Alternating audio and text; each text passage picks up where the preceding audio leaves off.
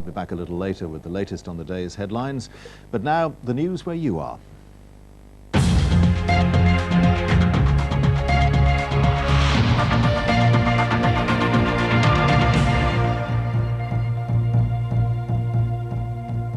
Good evening, I'm Sue Beardsmore. Tonight, police are stepping up the search for arsonists who destroyed a newsagent's shop and left a man critically injured. Detectives have revealed that forensic tests uncovered traces of petrol at the scene. A man who lived in a flat over the newsagents is fighting for his life in hospital. Liz Copper reports. It's almost a week since the explosion which ripped through the newsagents at Bradeley in Stoke-on-Trent. Today, all that's left of the family-run business is a pile of rubble.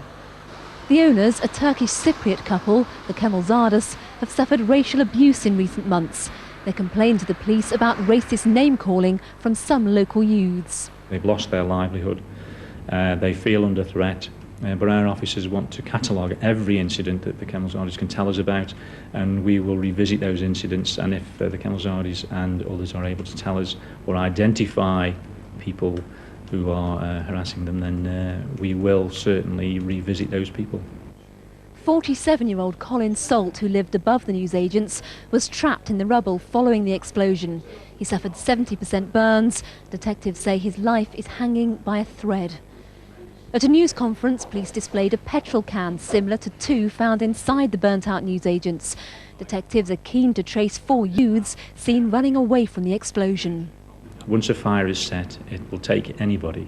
And if anyone was entering into a debate with themselves, whether or not to contact the police, I would ask them to bear that in mind in making that decision. Detectives have admitted there are many unanswered questions in this inquiry, but they're hoping the local community can provide answers to help them catch the arsonists responsible for the explosion. Liz Copper. West Mercia Police are investigating the death of a man from Worcestershire who was found with stab wounds on New Year's Day. Police and ambulance crews were called to a house in Stourport-on-Severn at midnight. Detectives say Robert Jones, who was 38, had suffered multiple stab wounds. He died in hospital. 4 men and a woman have been arrested in connection with the death. A 6th person is being held on suspicion of assisting an offender. Hundreds of health workers who've been on strike over plans to privatise their jobs plan to field their own parliamentary candidate. The Labour MP they'll oppose said today that he was surprised by the move. He claims the government has done everything possible to resolve the dispute. Liz Munro has more. 6 months into their industrial action, protesters were back on the streets this morning outside Wordsley Hospital. Last Friday, they voted for 3 further weeks of strikes over plans to privatise their jobs and hospital buildings. Now they say they want to put forward their own parliamentary candidate because they feel let down by the present government. If, of course, they persist in saying that they want the transfer to take place, then we will stand a candidate at the next general election to expose the fact that they've turned their backs on people who support them. Ian Pearson, the Dudley South Labour MP, wasn't available for interview today, but said in a statement the government had bent over backwards to settle this dispute. It gave the strikers the best deal of any private finance initiative, guaranteeing their terms and conditions of work. He added that he intended to stand again as the Labour candidate. For their part, the protesters remain encouraged by the success at the polls of another group. Campaigners opposed to the downgrading of Kidderminster Hospital are 2 seats short of an overall majority on Wyre Forest District Council. They too have plans for their own parliamentary candidate. Rolls-Royce has sold off the bulk of its Vickers Components business, which employs 250 people in Shrewsbury. Precision-made turbine parts produced in the town are used throughout the Rolls-Royce aerospace operation. A subdivision of the Royal Bank of Scotland has paid £74 million for the firm. Workers at the Goodyear factory in Wolverhampton are being urged by their union to accept pay cuts to save 250 jobs. Goodyear had announced 540 redundancies at the plant. 2,000 staff are voting on whether to accept a deal which would cut hours and pay but would halve the number of job losses. Wolverhampton Wanderers are tonight on the verge of announcing Dave Jones as their new manager.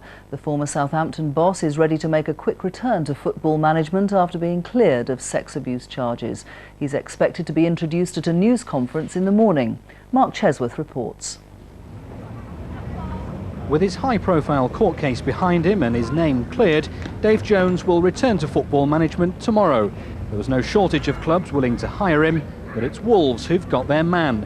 Here's the evidence. Jones watching yesterday's win at Burnley. He's quite a good manager, so I think he's all right, yeah. I'm up for Dave Jones, yeah. Good manager. I think he's into the Premiership. I've heard a lot of bad stories about Dave Jones. Personally, I'd rather have Dave Bassett myself, but at the end of the day, we've got through that many managers just recently. Anybody's worth a go, really. Dave Jones is no stranger to the Midlands. He played for Coventry during an 11-year career cut short by injury. After cutting his managerial teeth in non-league football, he worked wonders at unfashionable Stockport County. A League Cup semi-final and promotion later, Southampton offered him the chance to manage in the Premiership. The Saints finished 12th in his first season in charge, beating Manchester United along the way. Jones will become Wolves' 5th manager in 7 years, and after steadying the ship, he'll be asked to steer a course for the Premiership. Out of the darkness, into the light, for Dave Jones and his new club, perhaps. Mark Chesworth. Finally, Stoke-on-Trent darts ace Phil Taylor is a step closer to becoming world champion after an exciting game this evening. He's through to the finals of the Skoll Trophy after an impressive 6-0 victory over Diamond Dave Askew. The Pottery star secured his place in style, throwing 14 180 top scores. And that's it from the Midlands Today newsroom. Now we go back to Michael Burke in London for the national headlines. And the main news again tonight. The publisher Lord Hamlin has said he's the anonymous donor who gave the Labour Party £2 million. And a woman has been killed and a man seriously injured in a huge landslide in North Wales. Now there's news throughout the night over on BBC News 24, but from the 10 o'clock news, good night.